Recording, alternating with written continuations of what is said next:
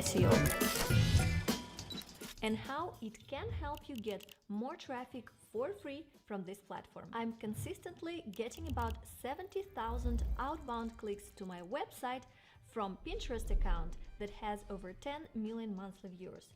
And I've been talking about Pinterest on this channel for about 7 years now, and this year I have some exciting new stuff to share, so stay tuned.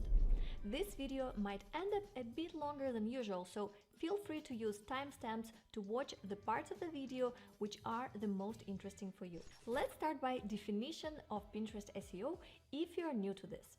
Pinterest search engine optimization is similar to Google SEO. You optimize your pins so that when users search for specific keywords or topics, Pinterest shows your pins to them. For example, I could search here for best vegetarian appetizers, and you will see that Pinterest is doing a pretty good job showing me mostly the pins that are about this exact topic. Now let's move on to practical tips that you can use right now to improve your Pinterest SEO. Your optimization starts on your Pinterest profile level. Then you will go to SEO for your Pinterest boards and then on the individual pin level. It's important to optimize on all 3 levels, starting of course with your Pinterest account. Because when someone makes a search for a specific keyword on Pinterest, they can also find your profile using this filter that shows only profiles. Of course, your profile can only be found if you actually optimize it for this specific keyword. So make sure that you have the most important keywords in your profile name and in the description. First, if you are still using a personal account on Pinterest, you need to switch to a business account. It's free and it has lots of advantages, and the main advantage being that you will be compliant with Pinterest's terms of service. Then you have to go to your account settings, and the first step here is to edit your profile. Your pin title is pretty short, so you need only to add here the most important keywords, starting perhaps with your brand, if you have one, and then with some keywords. Then your profile description can have up to 500 characters, but keep in mind that only the first line or 2 will be visible on your profile. So again, you want to put here the most important keywords closer to the start of this description. Your username on Pinterest should be either your brand or maybe the main keyword that you go after. It has to be short, so it's not always possible to find something perfect and available, but you can try. Also, you can change your username later with 0 damage to your account. So don't overthink it now.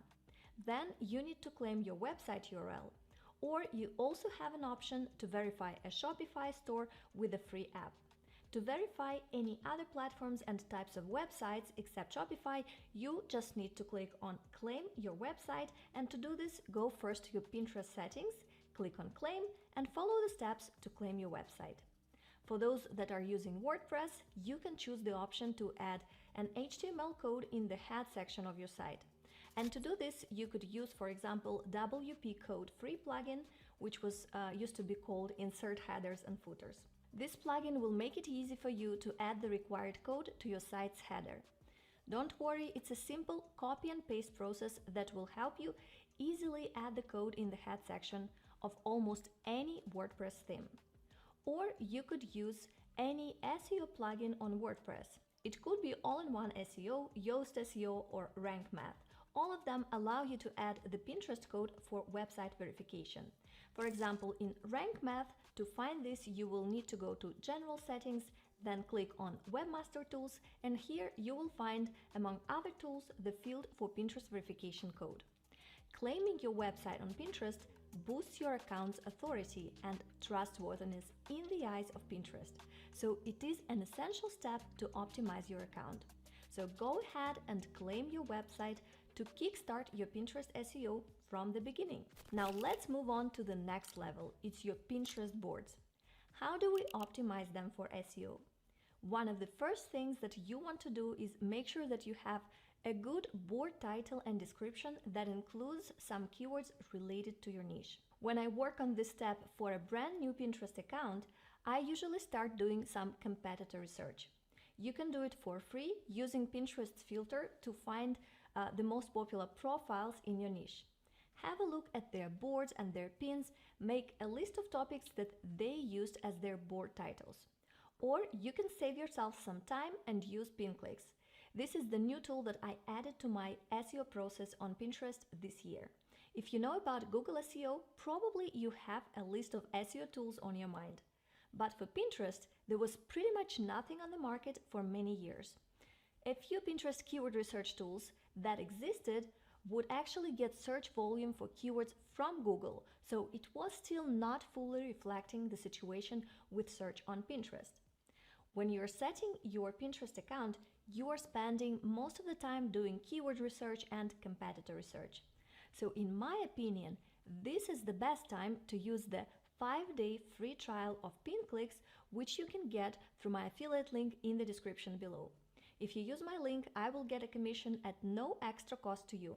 This is a free way, by the way, for you to support my channel, but of course it's totally up to you if you want to use my link. I also negotiated a special discount for my audience. It's 25% off if you use the coupon code AnastasiaBlogger, but that's after you used your free trial. And here you can basically spy on your competitors.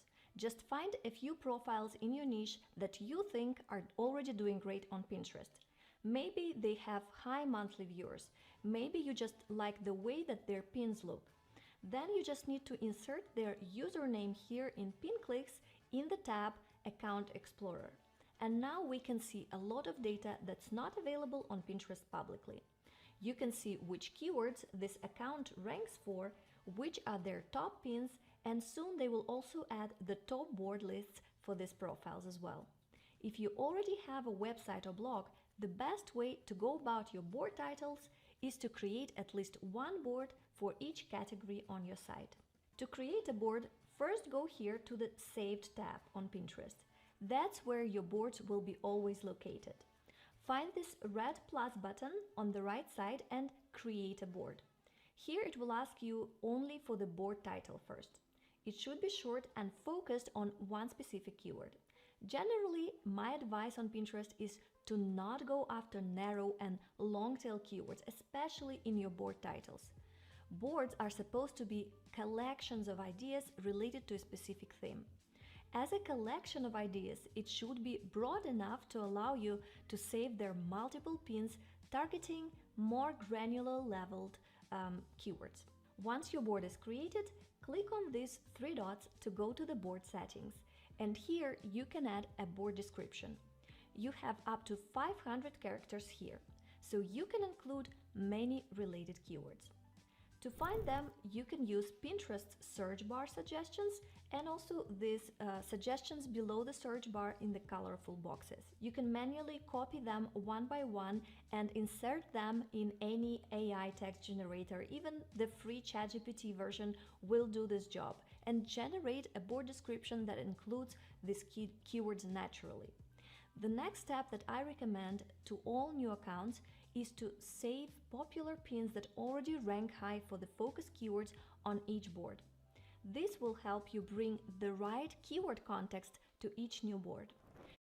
想做下，如果而家有支槍指住你個頭，限你1年之內收入要倍翻，開支要減。 You cannot see this on Pinterest, but actually most of the popular pins have these keywords or annotations attached to them. PinClicks is the only tool that shows us all these annotations for each pin. I'm only showing this to you so that you know that indeed Pinterest attaches some keywords to pins, and when you start saving these popular pins to your relevant boards, you help Pinterest algorithm understand what your boards are about in less time. You shouldn't save hundreds of pins in a day if you created multiple boards at once. But let's say if you wanted to create 5 new boards per day, you could save about 10 pins to each of these boards and call it a day.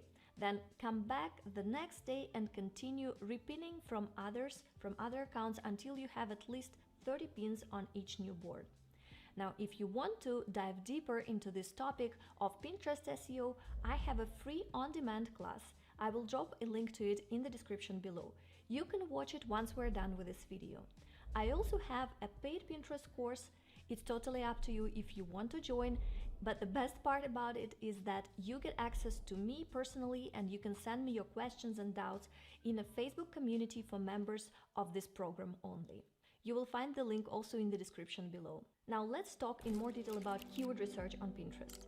Personally, I now do most of my keyword research for Pinterest using PinClicks. Let's try searching for a broad and popular keyword like home decor ideas.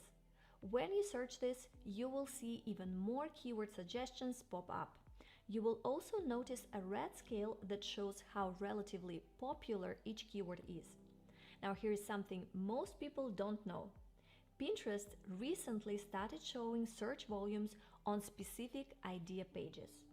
These pages are a bit hidden on Pinterest and they have unique URLs. For example, take a look at this idea page, Home Decor Ideas Bathroom. You will see it shows about 2,000 monthly searches. Technically, you can sometimes stumble upon these pages by navigating through Pinterest's topics section, but finding all of them manually is nearly impossible. That's where PinClicks really helps us, because they've done the hard work for you by collecting over 10 million of these pages. They're also called interests. You can explore them using the Interest Explorer tab in PinClicks. It's a huge time saver for finding keywords with search volumes directly from Pinterest. Another kind of data that we never had access to before PinClicks is tracking your website positions in Pinterest search. You know, there are lots of Google SEO tools that can show you how your pages rank for specific keywords. But we never had a tool that would track our website's positions on Pinterest. But now we have.